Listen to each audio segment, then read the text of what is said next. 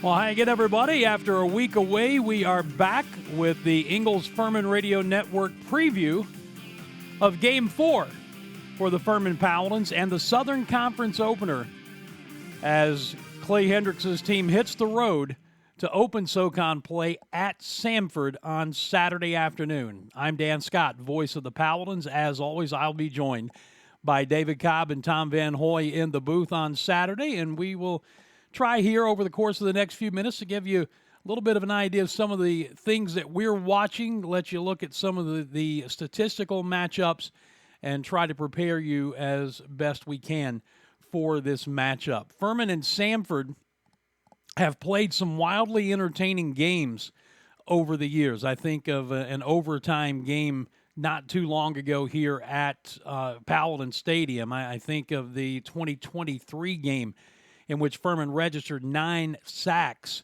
in a 27-21 win there on the Samford campus. Last year, of course, the game was wiped out because of Hurricane Helene. We are 1 year past that now.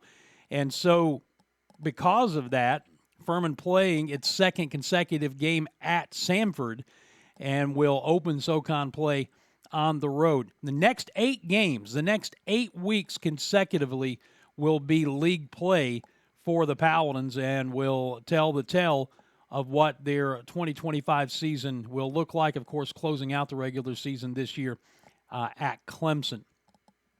So let's take a look at some of the numbers on this one. First of all, the series history. Overall, Furman leads at 14-12, and we mentioned the 27-21 win the last time these teams played was at Samford back on October 14th, 2 years ago.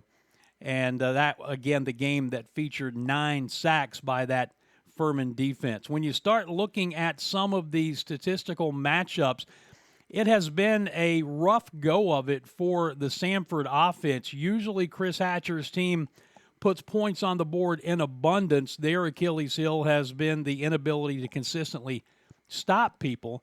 Well, that part of their game has been consistent if you want to look at it from that standpoint, but it's been the offense that has not held up its end of the bargain, averaging just 14.5 points per game so far.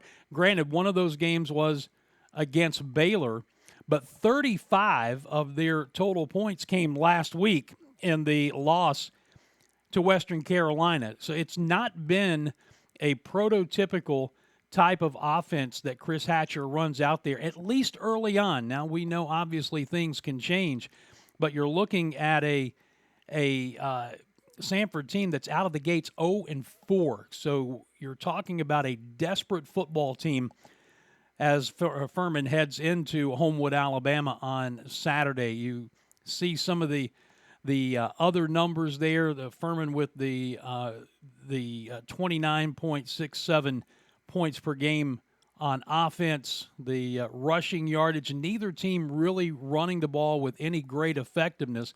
Bulldogs still throwing it for a bunch of yards, almost 300 yards a game with quarterback Quincy Crittenden running the show.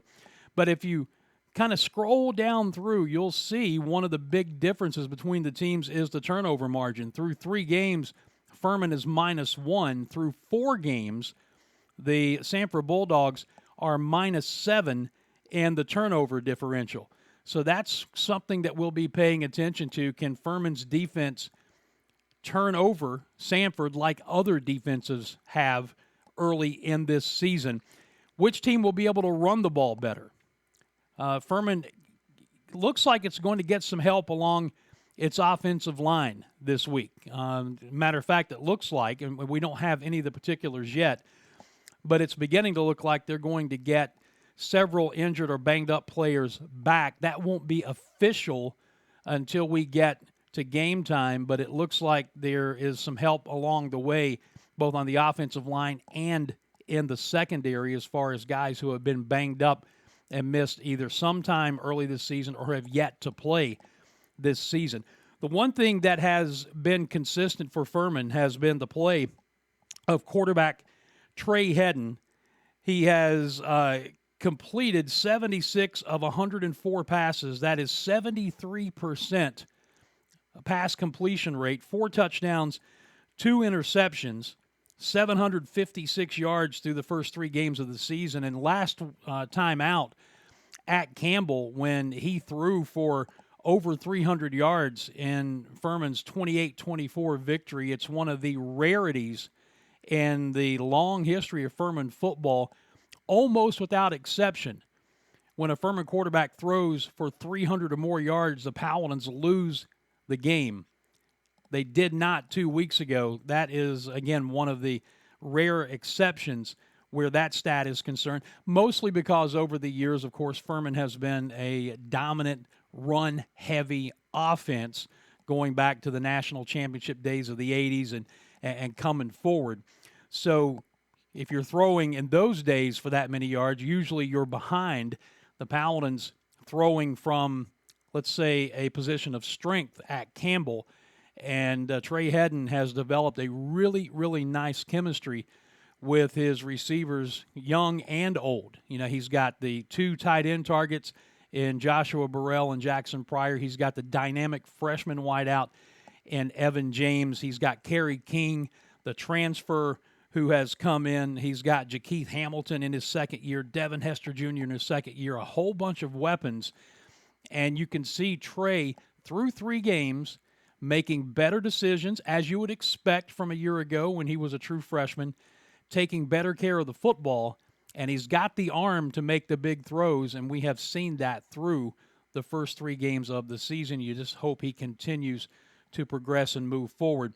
What we haven't seen much of is a consistent running game, and when your quarterback is not mobile in this day and age of football, then that takes an element of the running game out, and for all of the great things Trey Hedden does, he is not a running quarterback.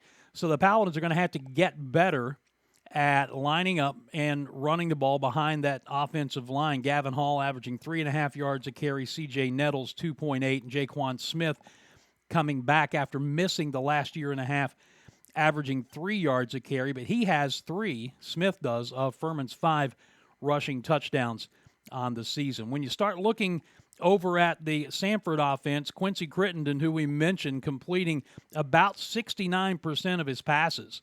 He has thrown for 7 yards shy of 1,000 yards already in their 4 games.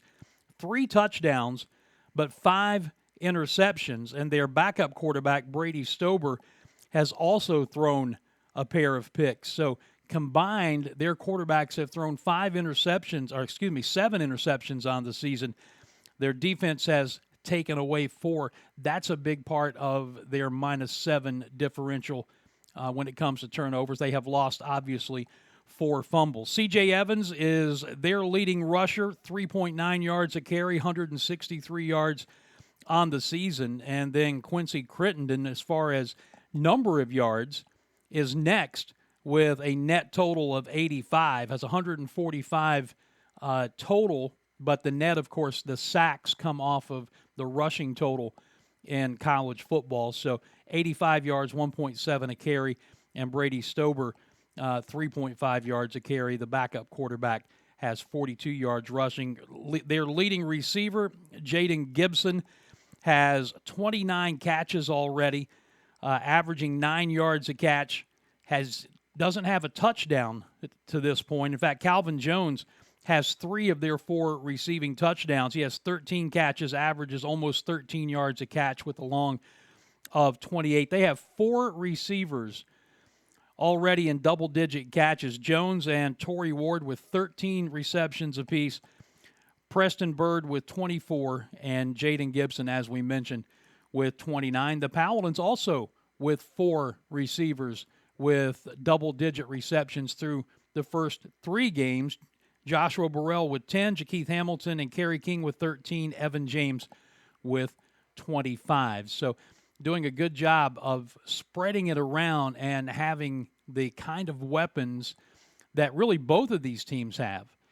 But for whatever reason, from a Samford standpoint, it hasn't transferred into the consistent points, and part of that reason, the big part, is a -7 turnover differential.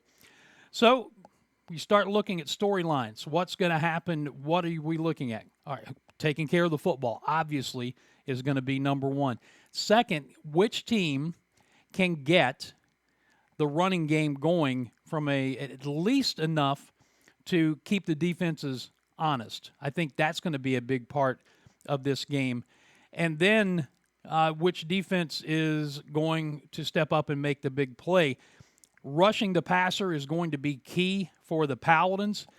I don't know if you have seen the wide view of the final play at Campbell 2 weeks ago, but they had a receiver break wide open in the end zone running, depending on what era you're from, either the corner route or the flag route, faking the post inside, going toward the back corner of the end zone. Well, Billy Lewis, our safety, bit to help on one of the inside receivers, turned that guy loose, and he was wide open in the end zone. But the quarterback for Campbell, Six Killer, couldn't get the ball to him because of the pass rush.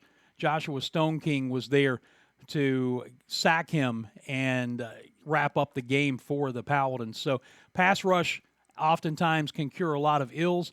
We'll see which team can get after the quarterback best in this one. And from a Furman standpoint, remember at Campbell last week, Six Killer, who's not the most mobile quarterback that Furman will see this season, kept plays alive with his feet and hurt Furman in that scenario. Quincy Crittenden is a much more mobile, much more dangerous running style quarterback. So we'll see if Furman can keep him contained and get a pass rush after him that will rattle him. Let's take a look at the Southern Conference standings. Early in this season, Mercer has gotten out of the gate to a 2-0 start in conference. They're 2-1 overall. Western Carolina, its lone win to this point, has been in SoCon play. Of course, that was last week over this Samford club. Citadel at 1-1. At the bottom, Wofford 0-1, Samford 0-2. Half of their 4 losses have been in conference play. So, again, talk about a desperate football team coming into play this week at home against Furman. And then, of course, there in the middle, Furman, VMI, ETSU, Chattanooga have yet to play a conference game, but that is all going to change starting this week. Western Carolina will be out of conference at Campbell at 3:30. There you see Furman, Samford at 3:30. Mercer on the road at ETSU at 5:30, and the Citadel will be at Chattanooga at 6 p.m. VMI has the bye this week. So from a broadcast standpoint, the game is a 3:30 p.m. Eastern Time kickoff, and it will be on ESPN Plus, so you can watch it. Our radio broadcast on the Fan Upstate will begin with the Pepsi Countdown to Kick beginning at 2 p.m. Eastern, obviously with the kick at 3:30. So we hope, if you're not going to make the trip to Birmingham, that you will join us on the radio for the broadcast. I keep reminding you of this. Technology is a wonderful thing. You can watch it on ESPN Plus, and you can time up either the live radio or the online radio broadcast through Odyssey.com, and you can watch it and listen to the radio call. We hope that you'll do that. Pepsi Countdown to kickoff at 2 p.m.